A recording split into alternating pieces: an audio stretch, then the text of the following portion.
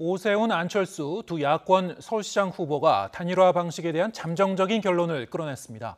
양측은 내일 실무 협상을 다시 열어 세부 사항을 포함한 최종 합의를 이뤄내기로 했습니다. 국회 취재기자 연결합니다. 우철희 기자. 네, 국회입니다. 네, 오세훈, 안철수 두 후보 측이 단일화 방식에 대해서 잠정 결론을 내렸다고요? 네, 그렇습니다. 국민의힘과 국민의당 단일화 실무협상단이 오늘 오후부터 서울 모처에서 만나 비공개로 협상을 진행했습니다. 조금 전에 잠정적인 결론 내용이 발표됐습니다. 최대의 쟁점은 여론조사 방식이었는데 서로의 요구를 절충하는 것으로 매듭졌습니다. 경쟁력과 적합도를 각각 절반씩 조사에 반영하되 조사 대상은 무선전화 100%로 하기로 했습니다. 양측은 내일 다시 만나서 여론조사 문구를 확정하는 등의 최종적인 합의를 마무리 짓기로 했습니다. 최대의 쟁점인 여론조사 방식을 합의한 만큼 내일 협상은 세부적인 다듬기 정도로 봐야 할 것 같습니다. 앞서 오세훈, 안철수 두 후보는 후보 등록 당일인 어젯밤 단둘이 만나서 공식 선거운동 개시 전날인 오는 24일까지는 단일 후보를 뽑기로 의견을 모았습니다.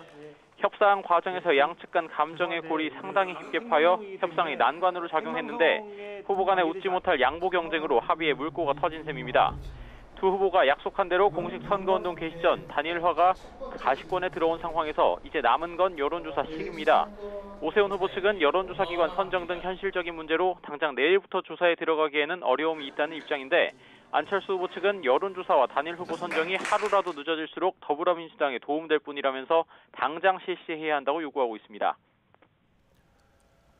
네, 민주당의 박영선 후보 상황도 살펴보겠습니다. 정책 띄우기에 나섰지만 상황이 영 신통치가 않다고요? 네, 박영선 후보는 어제 디지털 지역화폐로 서울시민 모두에게 10만 원씩 재난 위로금을 지급하겠다는 공약을 발표했습니다. 코로나19로 어려움에 빠진 소상공인을 돕고 블록체인 분야에 대한 투자와 관심을 늘리겠다는 취지에서입니다.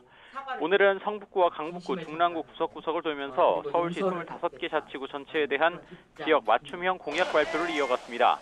다선 국회의원과 장관 출신의 집권 여당 소속 후보로서 서울을 탈바꿈시킬 정책 전문가라는 부분을 거듭 부각하고 나선 셈입니다.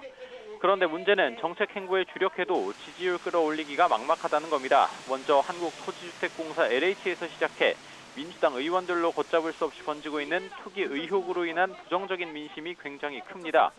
이와 함께 이번 선거의 규칙 사유인 박원순 전 서울시장의 성범죄 책임론은 피해자 기자회견 이후 더욱 불거지는 양상입니다. 피해 호소인이란 표현으로 2차 가해 비판을 받은 남인순, 진선미, 고민정 의원이 결국 선거 캠프를 떠났고 박영선 후보 또한 거듭 사과의 뜻을 밝혀서 책임론 진화에 안간힘을 쓰고 있습니다.